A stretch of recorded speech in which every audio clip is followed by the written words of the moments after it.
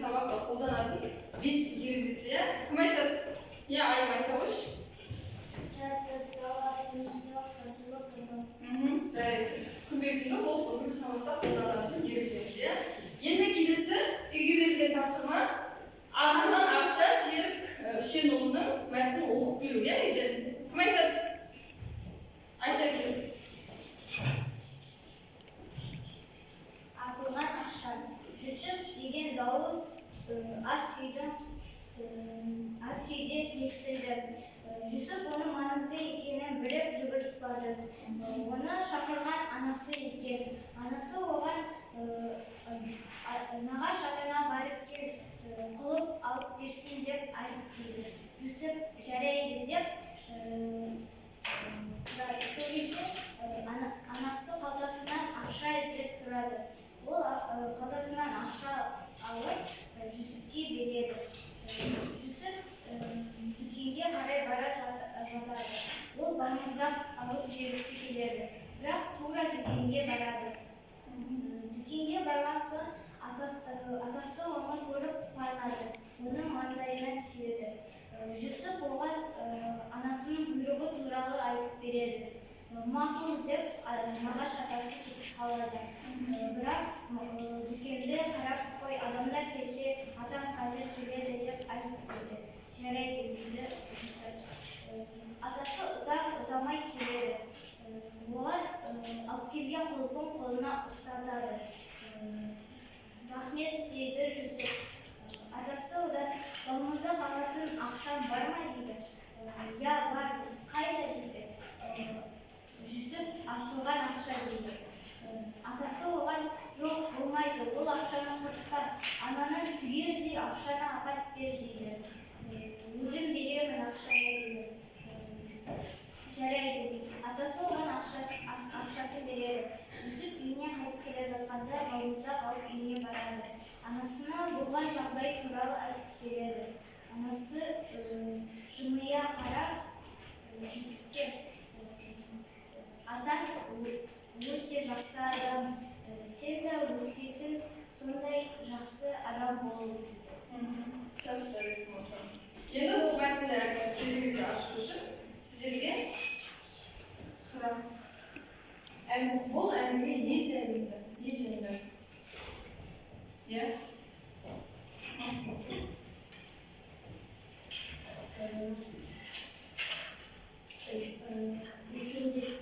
Үлкендердің апай анасы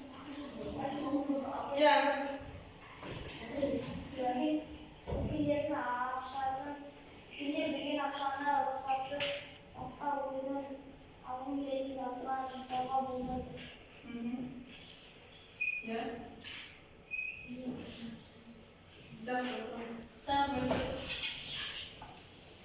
Келесі Жүсіптің нағашы атасының бұл әрекеті оның қандай адам екенін білдіреді? Жақсы мейірімді адам екенін.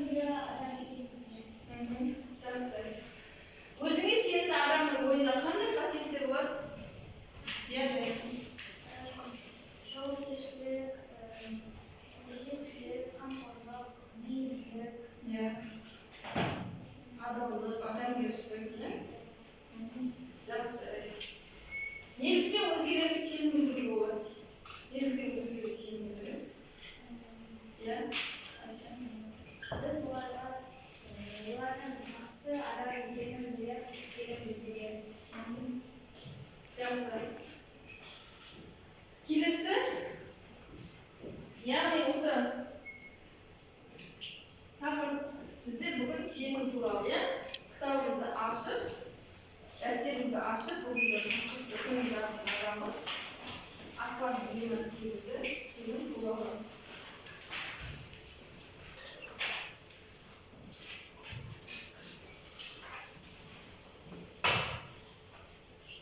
Бәріміз жазамыз, дәптерімізді ашып жазамыз.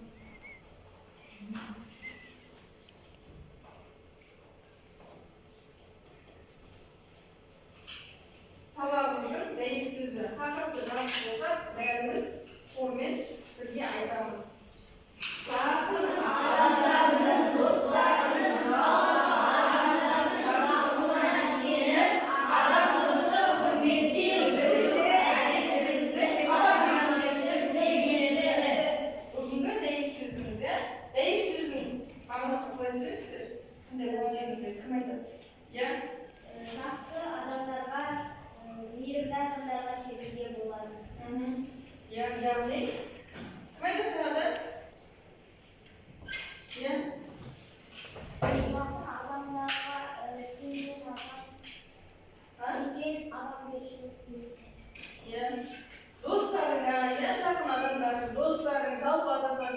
тапсырма адамгершілік пен құрметте сенімділік білдіру. Иә, ол да жақсы.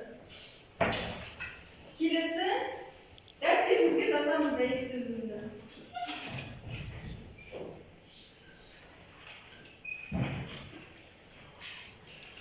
Дәйек сөзімізді дәптерге жазамыз.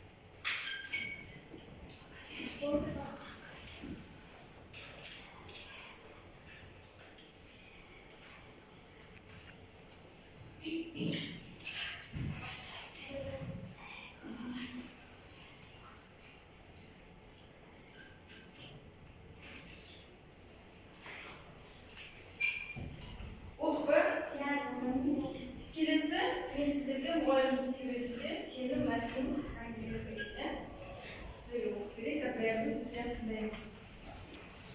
Сенім. Әуежайға кірген сәтте кәрімді бір кәріп қатар кісі тоқтатты. Баланың бас аяғына көз жүгіртті де етене сөйледі. Қай жақтан ұшпақ едің? Мен ұшпаймын ата. Ендеше неге келдің? Жай ұшақтардың салғағанын көрейін деп. Ендеше балам, мына заттарды қарай тұр. Билет жайын біліп келейін, тірі жанға ұстатпа. Сәлден кейін кәрімнің қасына бір кісі келеді. Жан-жағына жалтақтай қарай ақырын сөйлей бастады.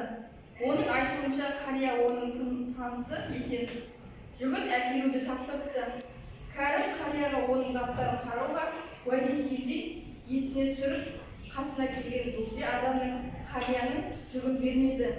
Не болса да қарияның өзінің келгенін күтуге бел болды. Әлгі адам жайына кетті. Бір кезде қарт жолаушы келді. Қолында билеті бар.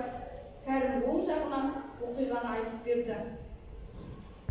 Кәрім оған болған оқиғаны айтып берді. Қой, ешкімге заттарды әкел деген жоқ. Рахмет айналайын. Мыңда бір рахмет. Кәрім ұшақтардың самғаларын тамашалай алмаған, өкінген жоқ. Ендеше сіздерге осы мәтіннен сұрақ, қарттардың балаға өз жүктерін тапсырып кетуінің себебі неде?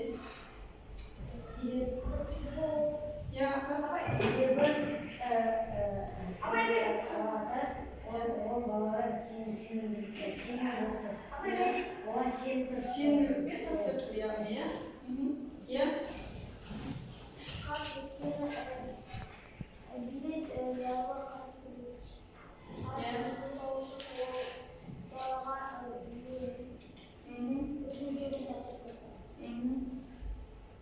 Жақсы. Кәрімнің әрекеті қандай болды? Кәрімнің әрекеті қандай болды? Я кім айтып? Я?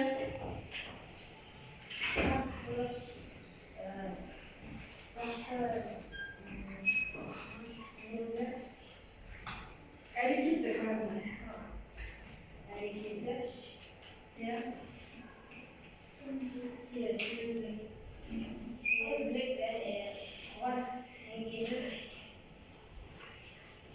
Жақсы болды. Бала парктың сенімін қалай ақтады? Иә, әмір. Бала басқа тірі адамға, тірі затқа ешкім бермеді. Иә. Бір Яғни, бір бөгде адам келіп, иә. мен қатты тайымын, қарт маған осыны алсын деп айтса да, ол оның негізіне қарт ешкімге бермегенін түсті да, бала оған берген қатты Иә.